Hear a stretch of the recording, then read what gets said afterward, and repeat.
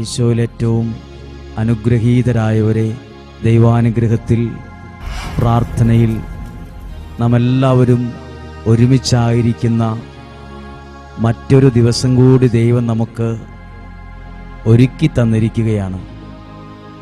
ഞാൻ നിങ്ങളുടെ മുമ്പിൽ നിങ്ങൾക്ക് വേണ്ടി പ്രാർത്ഥിക്കുവാൻ ഇവിടെ നിൽക്കുന്നത് കർത്താവിൻ്റെ ഒരെളിയ ശുശ്രൂഷകൻ എന്ന നിലയിലാണ്. ആ നിലയിൽ നിന്നുകൊണ്ട് ഈ നിയോഗ പ്രാർത്ഥനയിൽ പങ്കെടുക്കുന്ന എല്ലാ വ്യക്തികളെയും കുടുംബങ്ങളെയും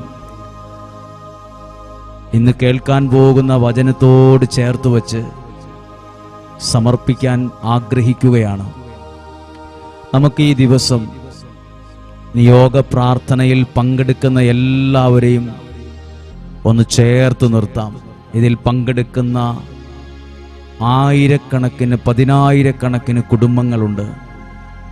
അവരെല്ലാവരെയും ഈ പ്രഭാതത്തിൽ ദൈവമേ നിന്റെ കരങ്ങളിലേക്ക് ഞങ്ങൾ സമർപ്പിക്കുന്നു. ഓരോ വ്യക്തികൾക്കും വേണ്ടി ഞങ്ങൾ പ്രാർത്ഥിക്കുന്നു. ഓരോ കുടുംബങ്ങൾക്കും വേണ്ടി ഞങ്ങൾ പ്രാർത്ഥിക്കുന്നു. ഓരോ പ്രാർത്ഥനാവശ്യങ്ങൾ സമർപ്പിച്ച്, നിയോഗം സമർപ്പിച്ച്, എഴുതി വച്ച്, പ്രാർത്ഥനാമുറിയിൽ വച്ച്, വിശുദ്ധ വചനത്തോട് ചേർത്ത് വച്ച്, വളരെ പ്രതീക്ഷയോടെ ആഗ്രഹത്തോടെ പ്രാർത്ഥിക്കുന്ന എല്ലാ വ്യക്തികളെയും, കൂട്ടായ്മയിലുള്ളവരെയും, ശുശ്രൂഷകരെയും, സമർപ്പിതരെയും, വൈദികരെയും എന്നിങ്ങനെ എല്ലാ പ്രിയപ്പെട്ടവരെയും ചേർത്ത് സമർപ്പിച്ച് പ്രാർത്ഥിക്കുന്നു. കർത്താവെ, ഞങ്ങൾ ഒരുമിച്ച് വചനം കേൾക്കുന്ന ഈ നല്ല സമയത്തെ അങ്ങ് അനുഗ്രഹിച്ചു കൊണ്ടിരിക്കുന്നതിനെ ഓർത്ത് ഞങ്ങൾ നന്ദി പറയുന്നു. ദൈവവചനത്തിൻ്റെ പ്രാർത്ഥനയുടെ സ്വരം ഞങ്ങളുടെ കാതുകളിൽ കേൾക്കുമ്പോൾ അത് ഞങ്ങളുടെ ഉള്ളിൽ പരിശുദ്ധാത്മാവിൻ്റെ നിറവായി മാറുന്നതിനെ ഓർത്ത് ഞങ്ങൾ നന്ദി പറയുന്നു. ഞങ്ങളുടെ കുടുംബങ്ങളിൽ കർത്താവേ, അങ്ങയുടെ വചനത്തിൻ്റെ സ്വരം ഇതാ മുഴങ്ങുമ്പോൾ ദൈവത്തിൻ്റെ അത്ഭുതകരമായ ഇടപെടലുകളും സാന്നിധ്യവും ഞങ്ങൾക്ക് അനുഭവിച്ചറിയാൻ കഴിയുന്നതിനെ ഓർത്ത് ഞങ്ങൾ നന്ദി പറയുന്നു. കർത്താവെ, അനേകം ആയിരങ്ങളെ അനുഗ്രഹിച്ചു കൊണ്ടിരിക്കുന്ന ഈ നിയോഗ പ്രാർത്ഥനയെ ഓർത്ത്, ഈ ശുശ്രൂഷയെ ഓർത്ത് ഞങ്ങൾ നന്ദി പറഞ്ഞ് ഈ പ്രഭാതത്തിൽ ഈ 17ാമത്തെ ദിവസം കർത്താവെ അങ്ങയുടെ കരങ്ങളിൽ ഏൽപ്പിച്ചു കൊടുത്തുകൊണ്ട് നമ്മളെല്ലാവരും നിങ്ങളായിരിക്കുന്ന സമയത്ത്, സ്ഥലത്തായിരുന്നു കൊണ്ടൊന്ന് സ്തുതിച്ച് പ്രാർത്ഥിക്കുന്നു. കർത്താവെ, ഓരോ വ്യക്തികളെയും ഞങ്ങൾ സമർപ്പിക്കുന്നു.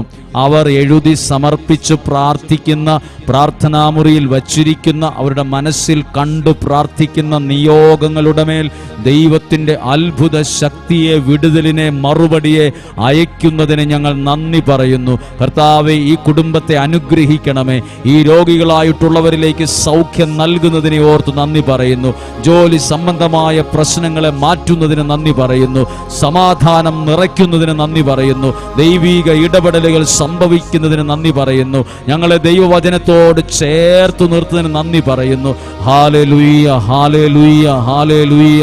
യേശുവേ, നന്ദി പറയുന്നു, സ്തുതിക്കുന്നു. ഞങ്ങൾ അങ്ങേ ആരാധിക്കുന്നു, ഞങ്ങൾ അങ്ങേ ഏറ്റു പറയുന്നു. അങ്ങാണ് ഞങ്ങളുടെ ഏക രക്ഷകനും ദൈവവും കർത്താവും പരിപാലകനും നിയന്താവും എന്ന് ഏറ്റു പറഞ്ഞങ്ങേ സ്തുതിക്കുന്നു, ഏറ്റു പറഞ്ഞുകൊണ്ട് പ്രാർത്ഥിക്കുന്നു. Hallelujah, hallelujah, hallelujah. പ്രിയപ്പെട്ടവരെ, നമുക്ക് ദൈവത്തിൻ്റെ വചനം, ആ എഴുതപ്പെട്ട വചനം കൈകളിലെടുക്കാം. നിങ്ങൾ എഴുതി സമർപ്പിച്ച പ്രാർത്ഥിക്കുന്ന നിയോഗങ്ങളെ ഒന്ന് കൊണ്ടുവരാം.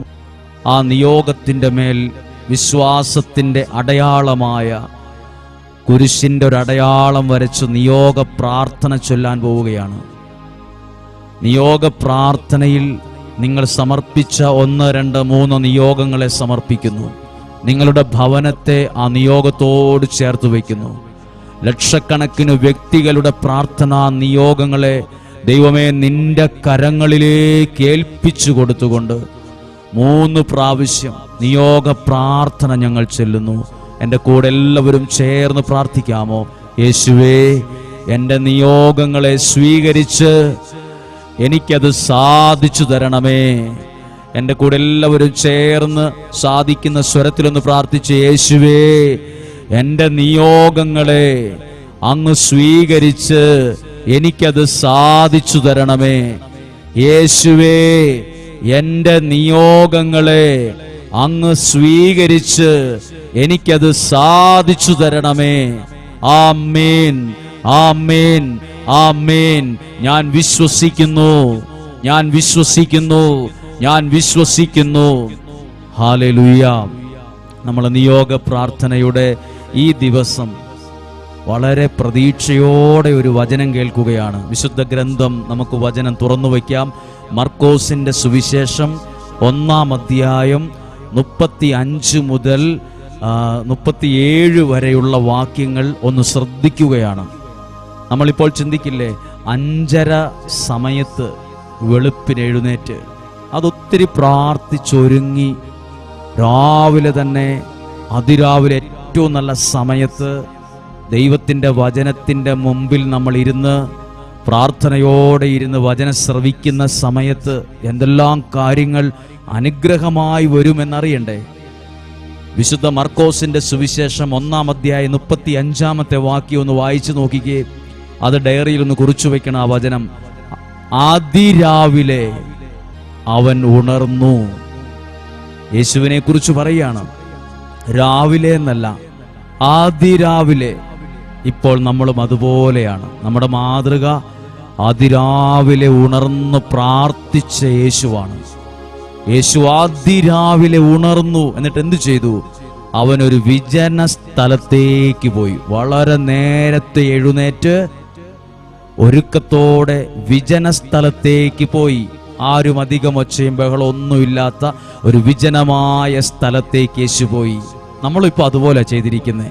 നമ്മൾ അതിരാവിലെ എഴുന്നേറ്റ് നമ്മുടെ പ്രാർത്ഥനാ മുറിയിലേക്ക് നമ്മൾ പ്രാർത്ഥിക്കാനായി നിയോഗം വെച്ച പ്രാർത്ഥനയുമായി നമ്മൾ ഒരുക്കത്തോടെ ഒരുമിച്ച് അങ്ങനെ പ്രാർത്ഥിക്കാൻ പോയി. എന്നിട്ട് അവിടെ എന്തു ചെയ്തു? യേശു അവിടെ എന്തു ചെയ്തു?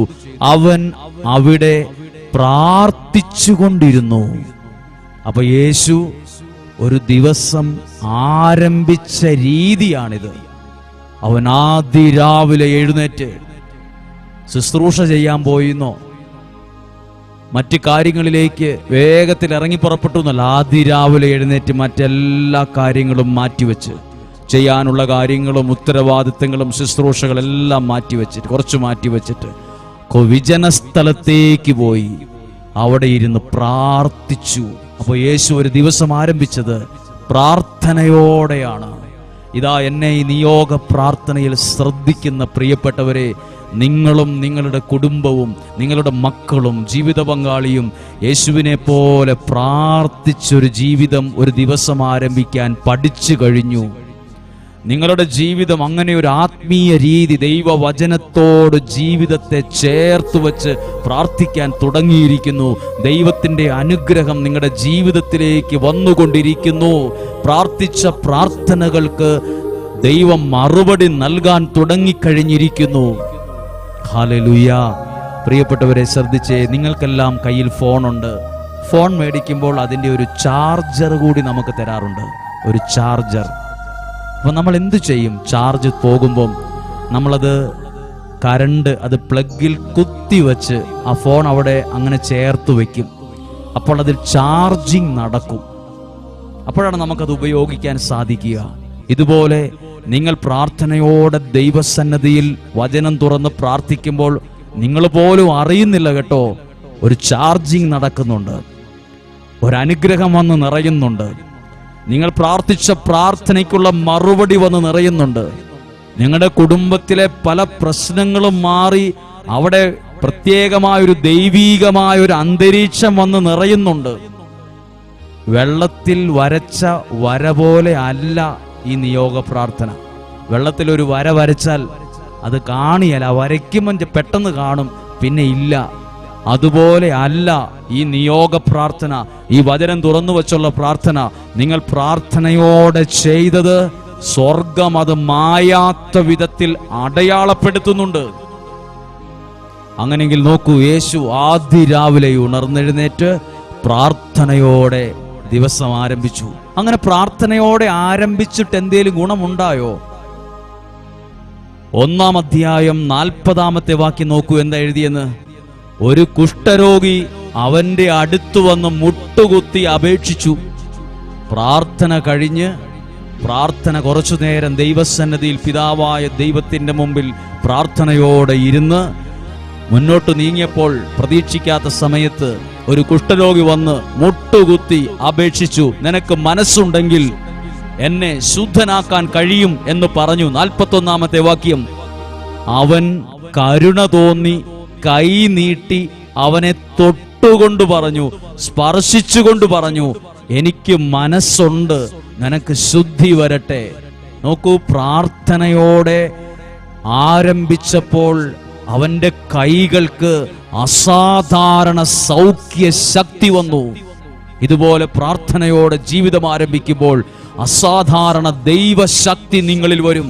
നിങ്ങളുടെ കുഞ്ഞുങ്ങൾ രാവിലെ എഴുന്നേറ്റ് ദൈവത്തിന്റെ വചനത്തിന്റെ മുമ്പിൽ ജീവിതം കൊടുത്ത് 10-15 മിനിറ്റ് പ്രാർത്ഥനയോടെ ജീവിതം ആരംഭിക്കുമ്പോൾ നിങ്ങളുടെ ജീവിതത്തിൽ അത്ഭുതകരമായ മാറ്റങ്ങൾ ഉണ്ടാകും. നിങ്ങൾ പോലും അറിയാത്ത ദൈവീകമായൊരു ചാർജിങ്, അനുഗ്രഹങ്ങൾ വന്നു നിറയുന്ന ഒരു എക്സ്പീരിയൻസ് അനുഭവിക്കാൻ സാധിക്കും. ദൈവീകമായൊരു ശുശ്രൂഷയാണ് നിയോഗ പ്രാർത്ഥന.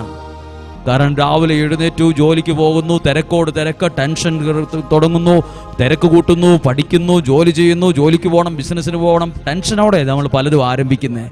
നമ്മളിപ്പോൾ ആരംഭിക്കുന്നത് എങ്ങനെയാ? ദൈവസന്നിധിയിൽ ഇരുന്ന് ടെൻഷനൊക്കെ മാറ്റിവെച്ച് ദൈവത്തിൻ്റെ മുമ്പിൽ വചനം തുറന്നു വെച്ച് പ്രാർത്ഥനയോടെയാ.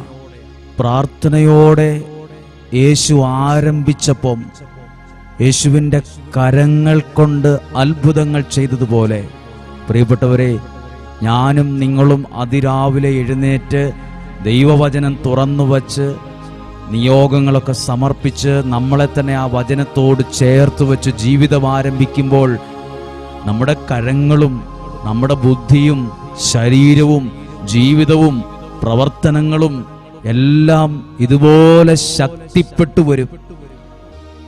ഇതുപോലെ അനുഗ്രഹത്തിൽ വളരാൻ തുടങ്ങും, മാറ്റമുണ്ടാകാൻ തുടങ്ങും. നോക്കൂ, അത് കണക്ട് ചെയ്താണ് എഴുതിയിരിക്കുന്നത്. അതിരാവിലെ പ്രാർത്ഥിച്ച യേശു ഒരു വ്യക്തി സൗഖ്യത്തിനായി ചോദിച്ചു വന്നപ്പോൾ തൽക്ഷണം തൊട്ട് സൗഖ്യം കൊടുത്തു. ഇനി തൊട്ട് താഴെ എഴുതിയിരിക്കുന്നത്, 2-ാം അധ്യായം എഴുതിയിരിക്കുന്നത്, യേശു ഒരു സ്ഥലത്ത് കഫർനാമിൽ എത്തിയപ്പോൾ യേശു അവിടെ ഉണ്ടെന്ന് കേട്ട് ഒരു വാർത്ത പ്രചരിച്ച് വാതിൽക്കൽ പോലും നിൽക്കാൻ സ്ഥലം തികയാത്ത വിധം നിരവധി ആളുകൾ അവിടെ വന്നു ചേർന്നുകൊണ്ടിരുന്നു.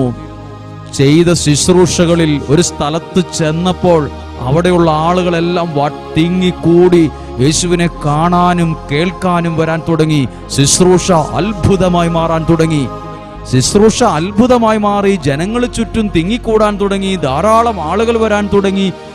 അത് മാത്രം കണ്ടാ പോരാ, എങ്ങനെ ആ ദിവസം ആരംഭിച്ചതെന്ന് നോക്കൂ. പ്രാർത്ഥനയിലാണ്.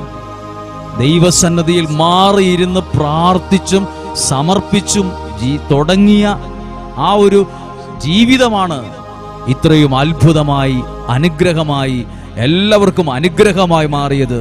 എന്നെ കേട്ടുകൊണ്ടിരിക്കുന്ന ഈ ശുശ്രൂഷയിൽ പങ്കെടുക്കുന്ന പ്രിയപ്പെട്ടവരെ, നിങ്ങൾ ഈ സമയം, ഈ പ്രഭാതത്തിൽ, ഈ സമയത്ത് ദൈവത്തിൻ്റെ വചനം ഒരു നിയോഗത്തോടെ കേൾക്കുമ്പോൾ നിങ്ങളുടെ ജീവിതം മാറാൻ തുടങ്ങും. നിങ്ങൾ അറിയാതെ നിങ്ങളുടെ ചിന്തകളും നിങ്ങളുടെ രീതികളും നിങ്ങളുടെ പ്രതീക്ഷയും എല്ലാ കാര്യങ്ങളും ശക്തിപ്പെടാനും മാറ്റവും എല്ലാം ഉണ്ടാകും. നിങ്ങളുടെ ഇടപാടുകളിലും സംസാര രീതിയിലും നിങ്ങളുടെ ശുശ്രൂഷ ജീവിതത്തിലും കുടുംബ ജീവിതത്തിലും എല്ലാം മാറ്റങ്ങൾ, അനുഗ്രഹങ്ങൾ ഉണ്ടാകുവാൻ തുടങ്ങും. അത് ദൈവത്തിൻ്റെ അനുഗ്രഹത്തിൻ്റെ ഒരു വഴിയാണ്.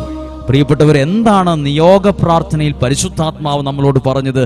അതിരാവിലെ എഴുന്നേൽക്കുക, യേശുവിനെ പോലെ എഴുന്നേറ്റ് കുറച്ചു നേരം പ്രാർത്ഥിക്കുക. നമ്മളിപ്പോൾ എന്താ? ദൈവവചനം തുറന്നു വെച്ച് നമ്മുടെ നിയോഗങ്ങൾ ആ വചനത്തോട് ചേർത്ത് വെച്ച് ജീവിതം സമർപ്പിച്ച് ജീവിതം ആരംഭിക്കുക. 10-15 മിനിറ്റ് പ്രാർത്ഥിച്ചും ആരാധിച്ചും അതിലൂടെ നിങ്ങൾക്ക് എഴുതി വയ്ക്കാൻ കഴിയത്തക്ക വിധം, ഓർത്തെടുക്കാൻ കഴിയുന്ന വിധം 100 പേരോട് പറയാൻ ഇടയാകത്തക്ക വിധം ദൈവത്തിന്റെ പ്രവൃത്തികൾ നിങ്ങളുടെ ഭവനങ്ങളിൽ സംഭവിക്കും. എനിക്ക് ഉറപ്പുണ്ട്, വെള്ളത്തിന്റെ മുകളിൽ വരച്ച ഒരു വര അത് കാണുകയില്ല. എന്നാൽ ഇപ്പോൾ നിങ്ങൾ പ്രാർത്ഥിക്കുന്ന ഈ പ്രാർത്ഥന എഴുതി വച്ചുകൊള്ളുക, പ്രാർത്ഥനയിൽ അത് സൂക്ഷിച്ചുകൊള്ളുക. ഇത് വെള്ളത്തിൽ വരച്ച ഒരു വര പോലെയല്ല. ഇത് അനുഗ്രഹത്തിന്റെ എന്ന് ഓർക്കാൻ കഴിയത്തക്ക വിധം ഒരടയാളമായത് ജീവിതത്തിൽ മാറും. ഒരടയാളമായത് ജീവിതത്തിൽ മാറും. എന്ന് കേൾക്കുന്ന ഈ വചനം ഒന്ന് മനസ്സിലേക്ക് കൊണ്ടുവന്ന് നമ്മൾ എന്തിന് രാവിലെ എഴുന്നേൽക്കണം, എന്തിനിങ്ങനെ പ്രാർത്ഥിക്കണം? പ്രിയപ്പെട്ടവരെ, നമുക്കിതാ നല്ലൊരു മാതൃകയുണ്ട് ബൈബിളിൽ. യേശു എന്താ ചെയ്തതെന്ന് വായിച്ചു പോകാതെ അതൊന്ന് മനസ്സിലേക്ക് കൊണ്ടുപോവാ. യേശു ദൈവപുത്രനായിരുന്നിട്ട് പോലും അതിരാവിലെ എഴുന്നേറ്റ് കുറച്ചു നേരം പ്രാർത്ഥിച്ചിട്ടാ ജീവിതം ആരംഭിച്ചത്. ഇന്നു മുതൽ ഈ ശുശ്രൂഷയിൽ പങ്കെടുക്കുന്ന നിങ്ങൾ എന്തിന് രാവിലെ പിന്നെ എപ്പോഴേലും പ്രാർത്ഥിച്ച് വൈകുന്നേരം പ്രാർത്ഥിക്കുന്നുണ്ടല്ലോ, അതിനേക്കാളൊക്കെ ഇഫക്റ്റാ ഒരു ദിവസം ആരംഭിക്കുന്ന സമയം പ്രാർത്ഥനയോടെ ആരംഭിക്കുന്നത്. നമുക്കിന്ന് നിയോഗ പ്രാർത്ഥന, ആ എഴുതിയ നിയോഗങ്ങൾ ഈ കേട്ട വചനത്തോടൊന്ന് ചേർത്ത് വെച്ച്, എന്നിട്ട് മനസ്സ് യേശുവിനെ ആ വചനത്തോട് ചേർത്ത് ജീവിതത്തെ വെച്ച്, കുടുംബത്തെ, നിങ്ങളുടെ മക്കളോട് ഈ വചനം പറഞ്ഞ്, എന്തിനാ അമ്മ രാവിലെ എഴുന്നേറ്റ് പ്രാർത്ഥിക്കുന്നത്, എന്തിനാ നേരത്തെ എഴുന്നേറ്റ് പ്രാർത്ഥിക്കുന്നത്, എന്തിനാ ഞങ്ങളുടെ ഉറക്കം കളയുന്നത്, ഇങ്ങനെയൊക്കെ ചിന്തിക്കുന്നവരുണ്ടാകും. യേശു ആദ്യ രാവിലെ എഴുന്നേറ്റ് പ്രാർത്ഥനയോടെ ആരംഭിച്ചപ്പോൾ ചെയ്ത പ്രവർത്തികളെല്ലാം അത്ഭുതമായി മാറി. നിങ്ങളുടെ കുഞ്ഞുങ്ങൾ പഠിക്കാൻ തുടങ്ങുന്നതിന് മുമ്പ് വചനം തുറന്നു വെച്ച് പ്രാർത്ഥിക്കാൻ തുടങ്ങുമ്പോൾ അവർ പഠിക്കുന്ന കാര്യങ്ങൾ അവർക്ക് അനുഗ്രഹമായി വരും. അവരുടെ പഠന മേഖലകളും മുന്നോട്ടുള്ള സ്വപ്നങ്ങളും അവർക്കൊരു അനുഗ്രഹമായി മാറും. അവരുടെ ജീവിതം തന്നെ ഒരു അനുഗ്രഹമായി മാറും. തലമുറകളിലേക്ക് ഈ അഭിഷേകം പകരപ്പെടട്ടെ. ഈ ആത്മീയ രീതി നിങ്ങളുടെ കുടുംബങ്ങളിൽ ഒരു അഭിഷേകമായി മാറട്ടെ. കുടുംബം ഒന്നായി വചനം കേട്ട് പ്രാർത്ഥിക്കുന്ന, ആരാധിക്കുന്ന, വചനത്തിൽ സമർപ്പിക്കുന്ന ഒരു ആത്മീയ അഭിഷേകത്തിന്റെ പകർച്ച ഇവിടെ സംഭവിക്കട്ടെ. സംഭവിച്ചിട്ടുണ്ട്. നമുക്ക് പ്രാർത്ഥിക്കാം. നിയോഗ പ്രാർത്ഥന വെച്ച് ആ വചനത്തോട് ചേർത്ത് വെച്ചിട്ട്, എൻ്റെ ജീവിതമാ പൊട്ടിക്കരഞ്ഞുകൊണ്ടും സങ്കടത്തോടെയും പ്രാർത്ഥിക്കുന്നവരുടെ നിയോഗങ്ങളെ ചേർത്ത് വെച്ച് പ്രാർത്ഥിക്കാൻ. കർത്താവേ, ഈ പ്രിയപ്പെട്ടവർ സമർപ്പിക്കുന്ന നിയോഗങ്ങളെ ഇപ്പോൾ തന്നെ അങ്ങ് ഏറ്റെടുക്കണമേ. ഇപ്പോൾ തന്നെ അത് സ്വീകരിക്കണമേ. ഇത് പ്രാർത്ഥിച്ച ഈ വ്യക്തിയിലൂടെ ഈ കുടുംബം അനുഗ്രഹിക്കപ്പെടണമേ. ഈ കുടുംബത്തിൽ സന്തോഷം, സമാധാനം അങ്ങ് നിറയ്ക്കണമേ. ഇവരുടെ കുടുംബത്തിൽ സമാധാനത്തിന്റെ, അനുഗ്രഹത്തിന്റെ അടയാളങ്ങളെ അങ്ങ് കൊണ്ടുവരണമേ. പരിശുദ്ധാത്മാവെ ഇവരിൽ നിറയണമേ. പരിശുദ്ധാത്മാവ് ഇവരുടെ തലമുറകളിൽ നിറയണമേ. വഴി തെറ്റിപ്പോയ മക്കൾ പരിശുദ്ധാത്മാവിൽ നിറഞ്ഞ് തിരിച്ചു വരുവാൻ ഇടയാകണമേ. പാപ വഴിയിൽ നിന്ന് മനുഷ്യൻ ദൈവ വഴിയിലേക്ക് കയറുവാൻ ഇടവരണമേ.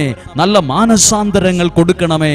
അനുഗ്രഹിക്കപ്പെട്ടൊരു തലമുറയെ, ആരാധിക്കുന്നൊരു തലമുറയെ വചനത്തിലൂടെ, അഭിഷേകത്തിലൂടെ അങ്ങ് പടുത്തുയർത്തണമേ. പ്രാർത്ഥിക്കുന്നു. നിയോഗ പ്രാർത്ഥന വെച്ചൊന്ന് പ്രാർത്ഥിച്ച് എല്ലാവർക്കും ആ 3 നിയോഗത്തിന് വേണ്ടി കർത്താവേ അങ്ങയുടെ സന്നിധിയിൽ ആ നിയോഗത്തിന്റെ മേൽ നിങ്ങളുടെ വലതുകരം വെച്ച് നിങ്ങളൊന്ന് ആ വചനത്തോട് ചേർത്ത് വെച്ച് പറഞ്ഞ്, യേശുവേ, എൻ്റെ ഈ നിയോഗങ്ങളെ ഇന്ന് കേട്ട വചനത്തിലൂടെ സമർപ്പിക്കുന്നു. അങ്ങത് സ്വീകരിച്ച് എനിക്കത് സാധിച്ചു തരണമേ. യേശുവേ, ഇന്ന് കേട്ട വചനത്തിലൂടെ എൻ്റെ നിയോഗങ്ങളെ ഞാൻ അങ്ങേക്ക് സമർപ്പിക്കുന്നു. അങ്ങത് സ്വീകരിച്ച് എനിക്കത് സാധിച്ചു തരണമേ. യേശുവേ, ഇന്ന് കേട്ട വചനത്തിലൂടെ എൻ്റെ നിയോഗങ്ങളെ ഞാൻ സമർപ്പിക്കുന്നു. അങ്ങത് സ്വീകരിച്ച് എനിക്ക് സാധിച്ചു തരണമേ. ആമേ. ഞാൻ വിശ്വസിക്കുന്നു, ഞാൻ വിശ്വസിക്കുന്നു, ഞാൻ വിശ്വസിക്കുന്നു. ഈശോരാശീർവാദം നമുക്ക് പ്രാർത്ഥനയോടെ സ്വീകരിക്കാം. നമ്മുടെ കർത്താവ് ഈശോ മിശിഹായുടെ കൃപയും പിതാവായ ദൈവത്തിൻ്റെ സ്നേഹവും പരിശുദ്ധാത്മാവിൻ്റെ സഹവാസവും ഇന്ന് കേട്ട വചനത്തിൻ്റെ മുഴുവൻ നന്മകളും അനുഗ്രഹവും ശക്തിയും നിങ്ങളിൽ ഉണ്ടാകട്ടെ. രോഗങ്ങളിൽ നിന്നും, അപകടത്തിൽ നിന്നും, ദുർമരണത്തിൽ നിന്നും, പകർച്ചവ്യാധികളിൽ നിന്നും, നഷ്ടത്തിൽ നിന്നും, പരാജയത്തിൽ നിന്നും ദൈവം നിങ്ങളെ ഉള്ളംകൈയിൽ എന്ന പോലെ സംരക്ഷിക്കട്ടെ. അനുഗ്രഹമുള്ള ഒരു ദിവസമായിരിക്കട്ടെ. ഇന്ന് സന്തോഷമുള്ള ദിവസമായിരിക്കട്ടെ. ദൈവം നിങ്ങളെ ഉള്ളംകൈയിൽ എന്ന പോലെ സൂക്ഷിക്കുന്നു. പരിശുദ്ധാത്മാവ് നിങ്ങളെ നയിക്കുന്നു. ദൈവത്തിൻ്റെ അനുഗ്രഹം നിങ്ങൾ ഇന്ന് അനുഭവിച്ചറിയും. നിങ്ങളുടെ ഭവനങ്ങൾ ഇന്ന് ദൈവത്തിൻ്റെ സാന്നിധ്യം കൊണ്ട് നിറയും. പ്രാർത്ഥനയോടെ ഇപ്പോഴും എപ്പോഴും എന്നേക്കും. ആമേൻ.